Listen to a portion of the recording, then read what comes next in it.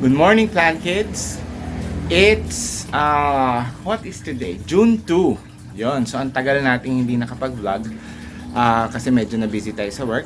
At, napapansin nyo, nakasalamin po tayo ngayon.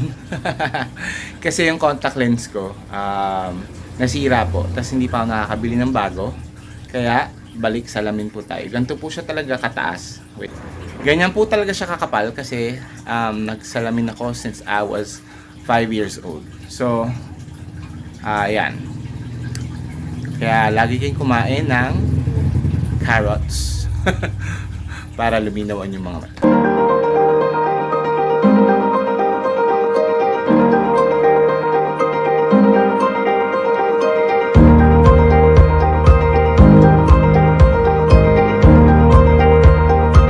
Anyway, this is an inborn what's this? Case. So, wala tayong magagawa.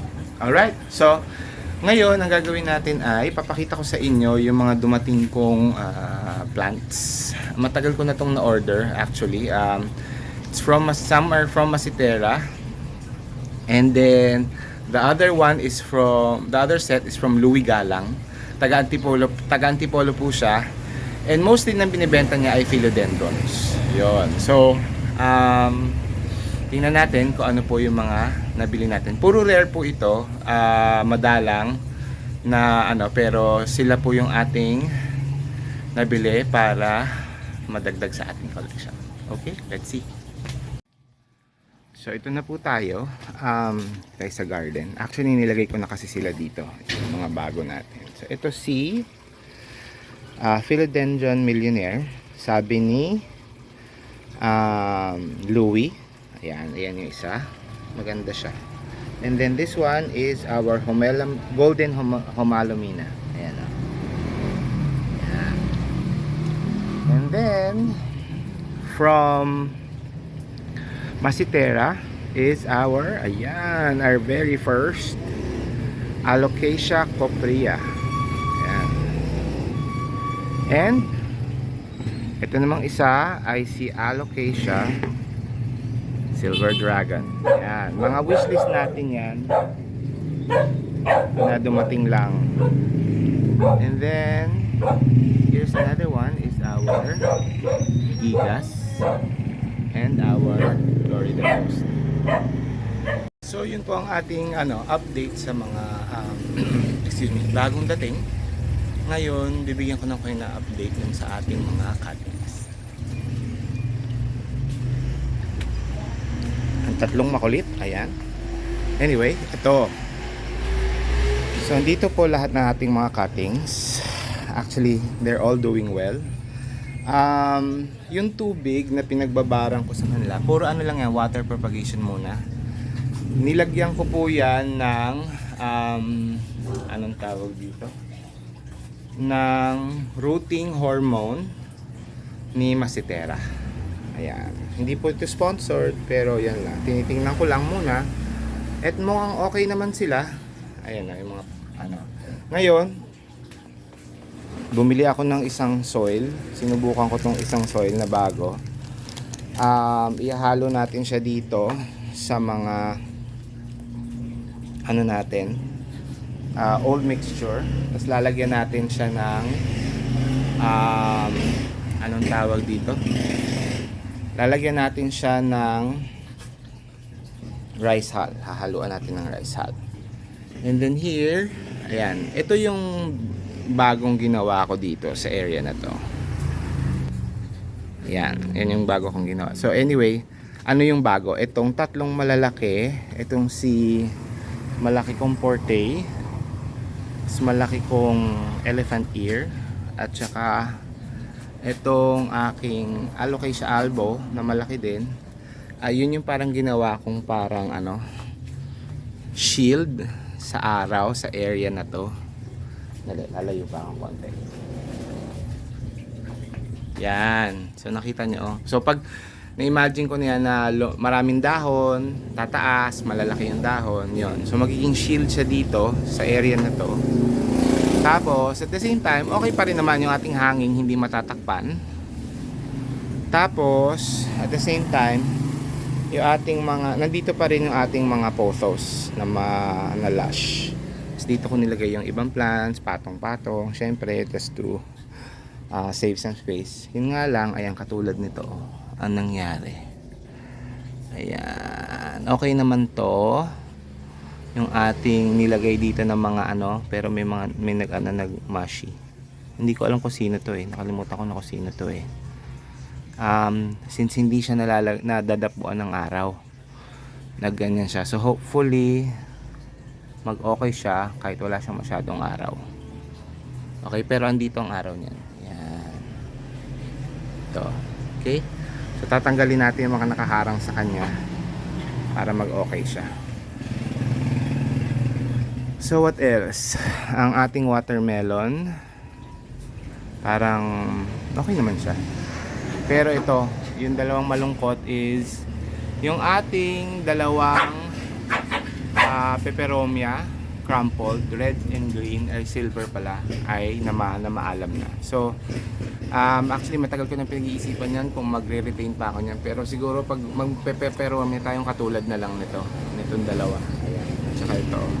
Yung makakapal yung dahon kasi parang disposable to mga peperomia na to yung crumpled, so hindi na ako bibili niyan ulit, ayoko na. So we will think of other plants na ililipat natin dyan. So dapat nasa peperomia din, or baka katulad nito mga to, yung hanging plants, ayan, ilagay natin dyan yung mga nandun na hanging plants. Okay, so si fishhook medyo nalulungkot, natutuyot, sobrang, pero basa basa yung lupa niya. So malalaman natin kung re-recover. Okay, so yung susunod kong update is going to be yung pagtatanim ko ng mga propagation natin na yan sa likod. Yan, itatanim na natin siya.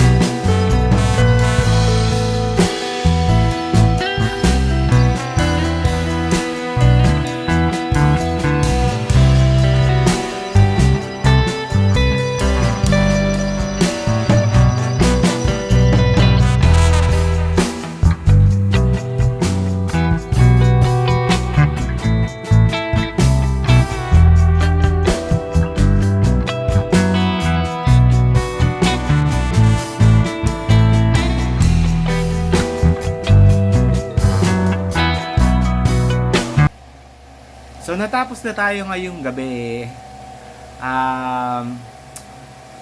Buong linggo o weekend na kasi, maraming nangyari katulad nung Tuesday kung saan habang ako ay namimili ng regalo para sa boss ko sa Shangri-La, may nakita po tayong classmate, si Doc Mona. So shout out po kay Doc Mona. Ito po siya, yung picture namin na nagkita kami. Hi Doc Mona, thank you. At minute mo ako, nakita na tayo. Nice meeting you po. And of course, maraming salamat din po kay Ate Ses ng Sineskwela, CN Eskwela, kasi siya naman po yung nagbigay ng prize sa atin. Last week, sumali tayo sa isang contest kung saan ipapakita natin yung picture ng isa nating alaga na cactus or succulent. Tapos, ikikwento natin yung konting story, kung ano siya, ganon. So, nanalo po ako with another classmate, si Miss Lizelle. Congratulations Lizelle sa atin. And yun nga, si Mrs. Congratulations. Ito po yung ating announcement dun sa FB page natin na Sineskwela, yung FB group natin. Yan. So nanalo po tayo. And thank you very much po sa ating mga teachers and classmates sa Sineskwela. Alright? So thank you very much. I hope you enjoyed watching this episode. So nakapagtanim tayo for both yung ating mga cuttings sa philodendrons, tapos yung ating mga succulents tonight, diba? So hopefully yung mga succulents mai-transition natin ng tama kahit nag-uulan. And then, yung mga philodendrons, by tomorrow, kasi kaninang umaga natin siya tinanom, by tomorrow, ilalagay na natin siya dun sa may shady, pero yung mauulanan na siya. Kasi ang philodendrons, hindi naman yan takot sa ulan. And lagi dapat silang mababasa, maalagaan sa basa, kasi, yun nga, nung pinopagate natin sila, nilagay natin sila sa tubig na merong root hormone from Macitera. Ayan. So, hopefully, magtuloy-tuloy yung roots nila, may papamigay na naman tayo, or mapaparaffle natin, or mabibenta. Ayan. So, sa mga interesado, mura lang natin siya ibibenta, pero baka nakiusap tayo sa isa nating seller na taga Antipolo din, na nagbebenta ng philodendrons, na si Mr. Louie Galang. Andito siya. Ayan siya, si Mr. Louie Galang. Siya po ay nagbebenta regularly. Nagla-live selling po siya ng philodendrons mostly. At mura lang. Napakamura ng mga philodendrons sa kanya. Actually, marami ako, hindi naman marami, may mga ilan-ilan akong nakuha ng mga philodendrons sa kanya na rare. Katulad nung na-post natin dati. Tapos, yun nga, nagbebenta siya. So, baka yung mga philodendrons natin, ipabenta na lang natin sa kanya, kasi para makatulong din sa iba na naghahanap ng mga philodendrons na yun sa murang halaga. Alright?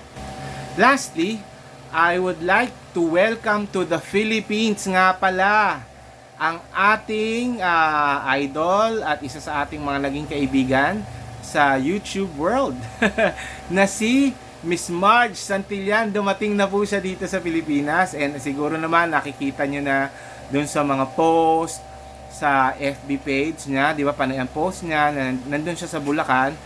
So marami na nga silang post na magkakasama yung Tres Marias, nakasama si Mamita Gina at si Miss Tess de la Cruz. So tuwa ako, at alam niyo, ang saya-saya nila, nagkita-kita na sila, at marami silang aktibidades. Hindi ko lang alam kung ilang araw ng yon magkakasama sila. Pero yon, welcome again Miss Marge. Hopefully, sana yan, ma-meet natin si Miss Marge. Hindi natin alam kung paano, hindi natin alam kung kailan, hindi natin alam kung talaga makakamit natin. Dahil syempre, yung uwi niya, she has to meet up a lot of family, ganyan, and a lot of friends too. So hopefully, yun nga, magkaroon ng, ng group, I don't know, meet up ng lahat ng mga vloggers na kaibigan namin. Isa pa pala, sa mga moment natin ngayong linggo, ay ang pagbati sa atin ni Miss Ken Dilara, kasi for the longest time nanonood na ako sa kanya, Hindi ako masyado nagko-comment, pero lagi ako nanonood, nagla-like sa mga videos niya, sa mga episodes niya. Tapos first time, so kasi that same day, parang sabay kaming nanonood. Nakita ko yung pangalan niya, pero hindi ko alam na siya pala yun. Tapos napanood ko yung post niya, yung isang video niya na in-announce niya na nag-mine siya sa Diyos for Cruise. Tapos, meron akong gusto kasi sanang halaman doon na imamine ko, naunahan niya ako. So, yun yung kinoment ko doon sa video. Sabi ko, uy, Miss Kids, ikaw pala yung nauna sa akin.